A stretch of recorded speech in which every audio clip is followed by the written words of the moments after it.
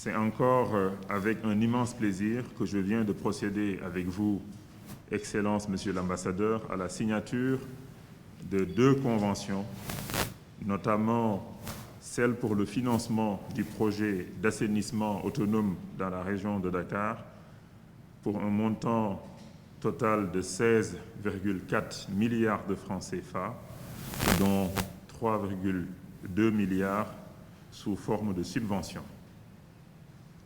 Et également la convention de financement du projet d'appui au développement de l'enseignement moyen pour un montant pratiquement de 10 milliards de francs CFA.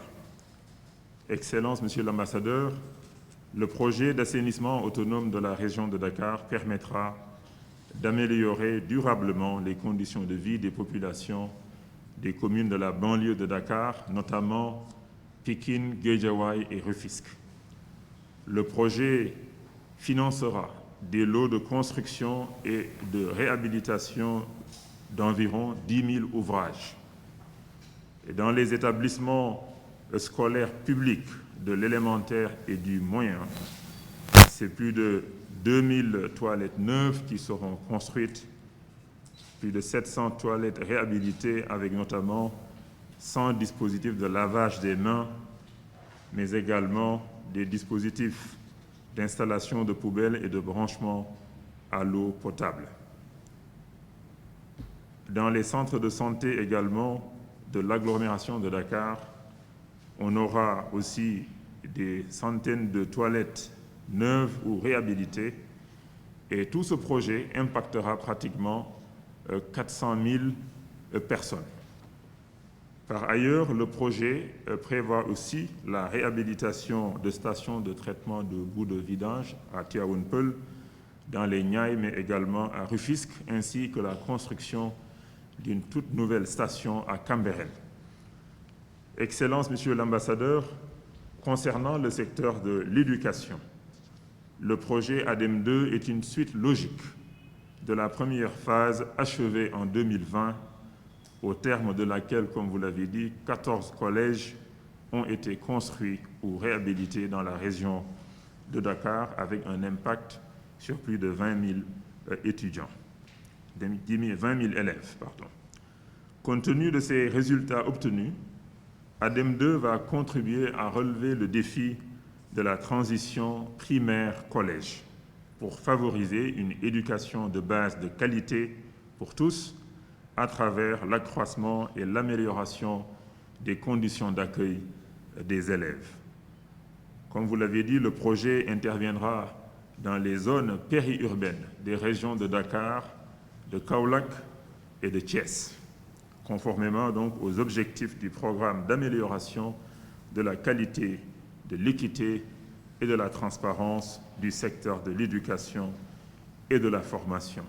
26 établissements sont ciblés, dont 18 collèges et 8 lycées.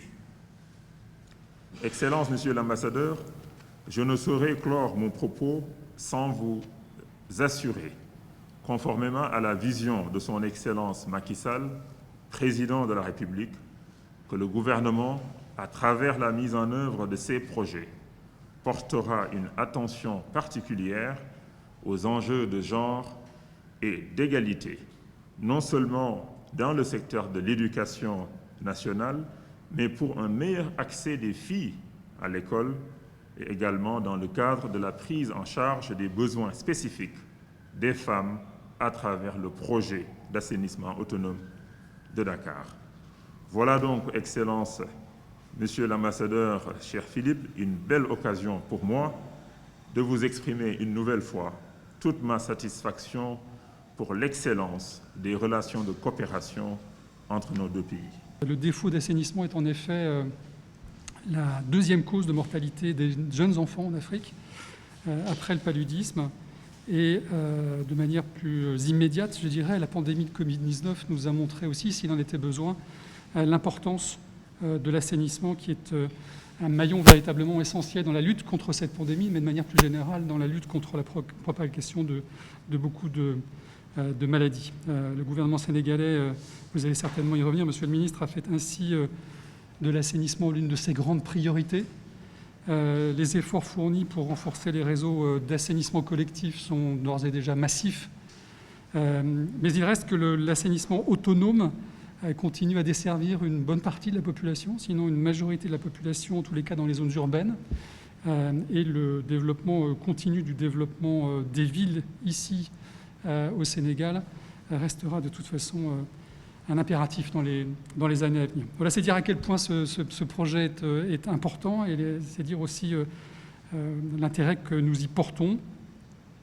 Il a pour objectif principal d'améliorer le taux d'accès à l'assainissement dans 4 départements de la région, Dakar, Pikine, Guédiawaye et puis Rufisque. Et il interviendra donc en complémentarité, comme je viens de le dire, dans les zones qui ne sont pas couvertes par l'assainissement collectif aujourd'hui, conformément au schéma directeur à l'horizon 2030. Et il intègre la construction, là aussi sans entrer dans le détail, la réhabilitation d'ouvrages sanitaires pour des ménages, pour des collèges, pour des centres de santé, pour des écoles élémentaires. Et je crois que, dit de manière très concrète, au total, c'est environ 370 000 personnes dans ces 4 départements qui verront ainsi leurs conditions de vie, de manière générale, améliorées via un meilleur accès aux services d'assainissement et d'hygiène. J'ajoute d'un dernier mot qu'une attention particulière sera donnée aux femmes et aux jeunes filles, comme c'est demandé d'ailleurs par l'objectif que je mentionnais tout à l'heure, l'ODD 6 des Nations Unies. Ça, c'est pour le premier, dit vraiment très rapidement de ces financements. Le second est tout aussi important. Il constitue la deuxième phase du projet d'appui au développement de l'enseignement moyen. Donc là, on touche à des questions tout aussi essentielles d'éducation.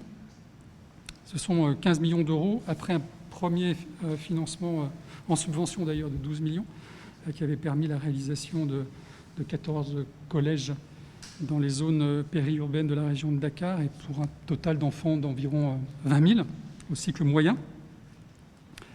Alors je sais, parce qu'on a souvent l'occasion aussi de discuter avec le ministre de l'Éducation nationale, à quel point le Sénégal accorde une importance, une toute première priorité aux questions d'éducation de ses enfants, avec près de 25%, si on retient simplement la traduction budgétaire, 27% de ces dépenses qui sont en moyenne consacrées chaque année au secteur de l'éducation, ce qui place d'ailleurs le Sénégal très au-delà des normes, des seuils fixés au niveau international, plutôt à 20%, donc 25%, vous êtes très très au-dessus, et ça mérite d'être souligné.